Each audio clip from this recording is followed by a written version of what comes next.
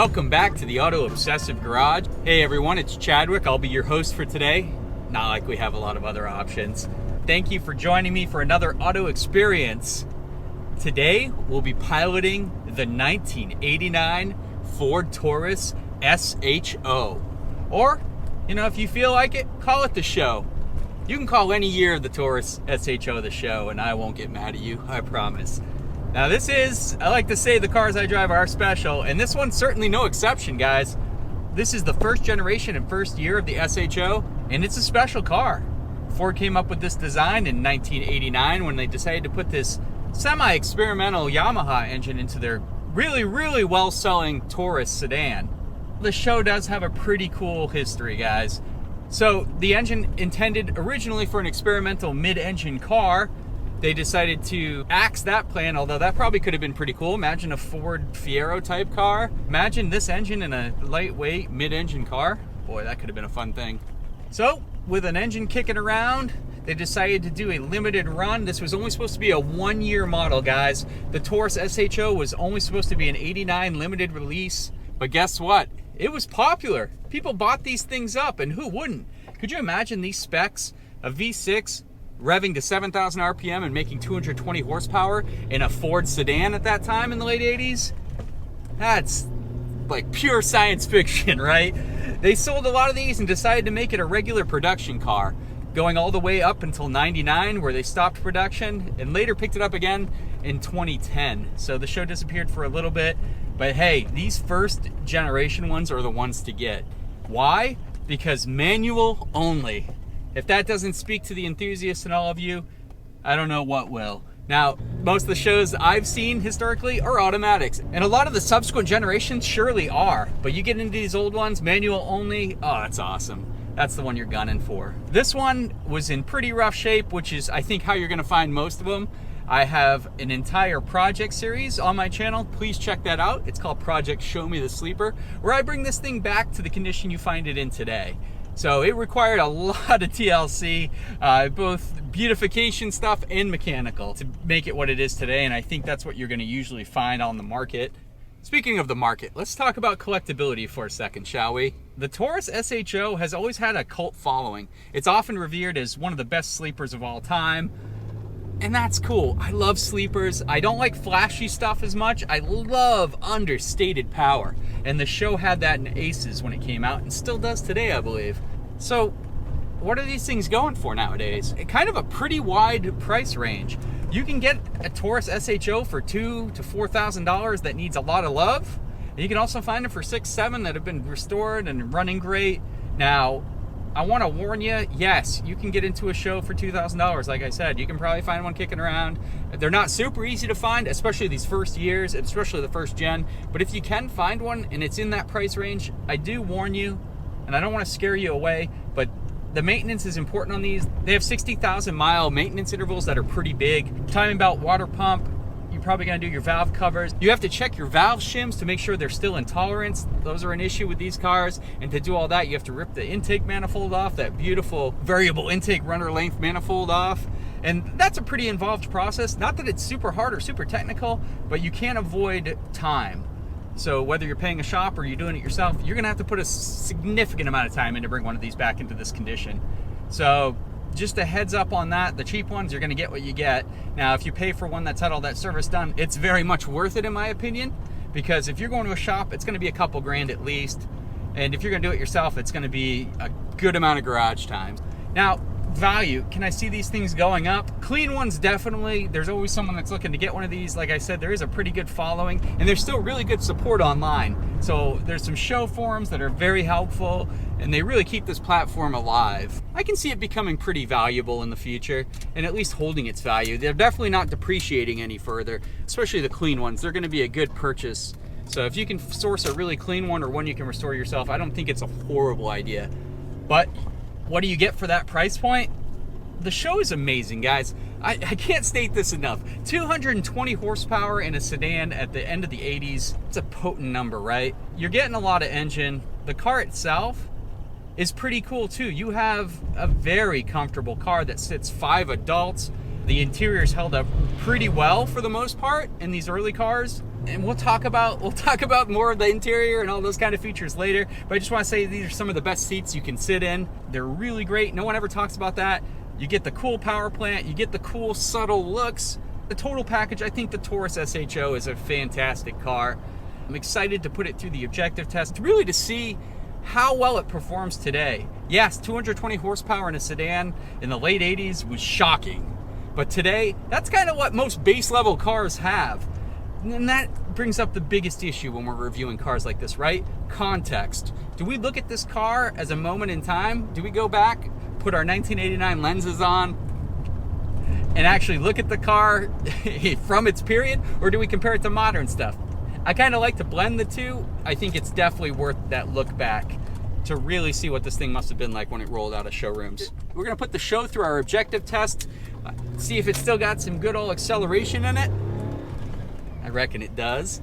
Then we'll on to the objective tests.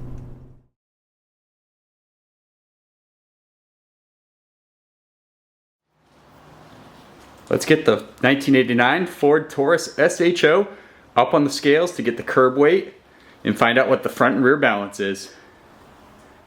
Curb weight for the Taurus SHO comes in at a pretty light 3,256 pounds. Most modern sedans don't come in at this light of a curb weight. The front and rear balance of the Taurus SHO is where things get a little messy. With 64% of the weight over the front end of the car, balance really wasn't a focal point here in its creation.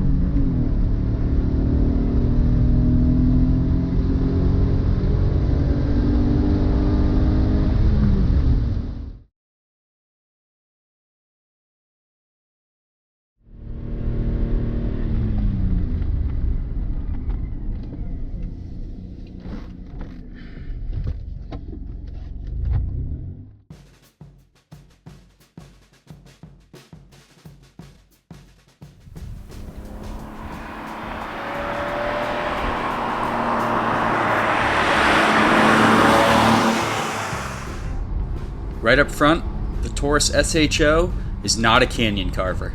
Steering exhibits a fair amount of dead space just off center, and initial turn-in ends up usually requiring even more input through the spirited corners.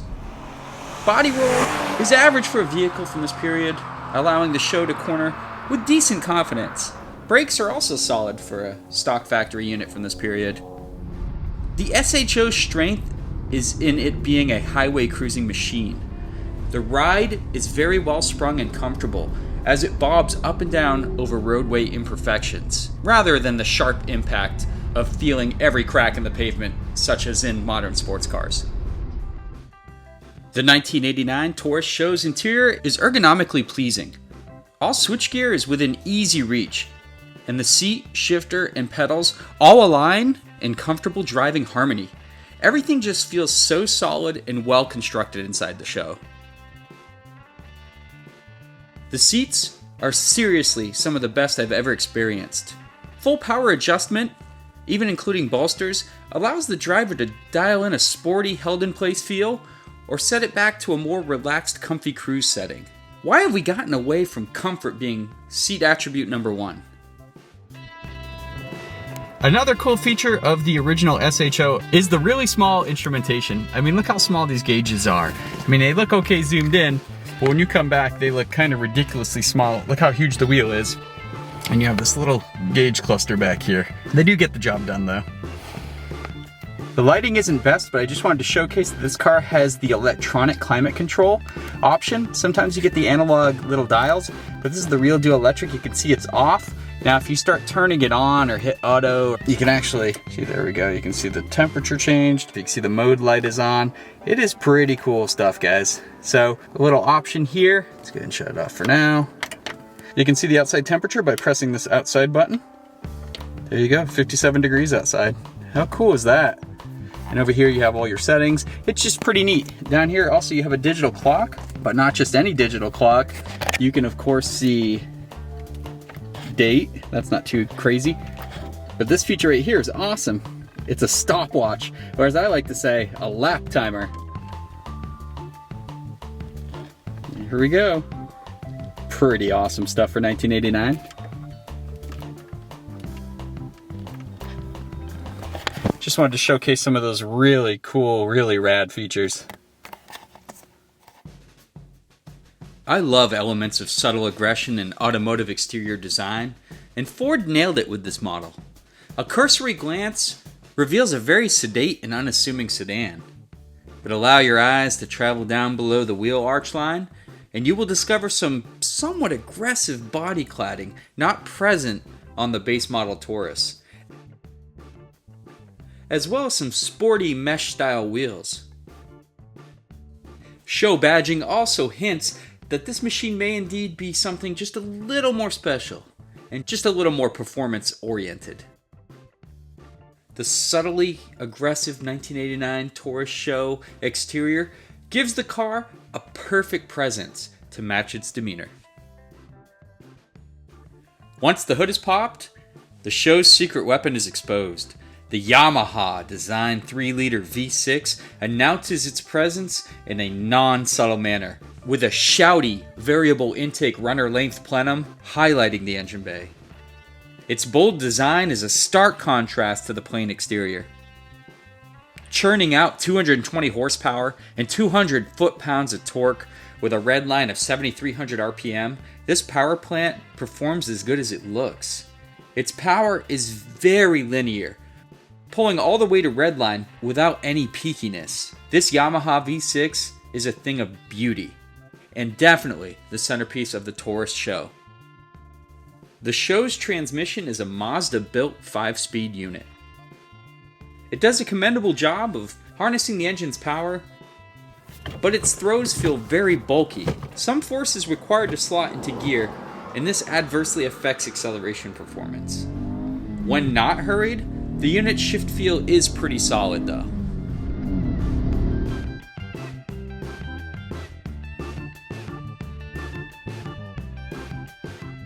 Does this slab of late 80s subtle sedan sheet metal still act as sheep's clothing covering the real wolf?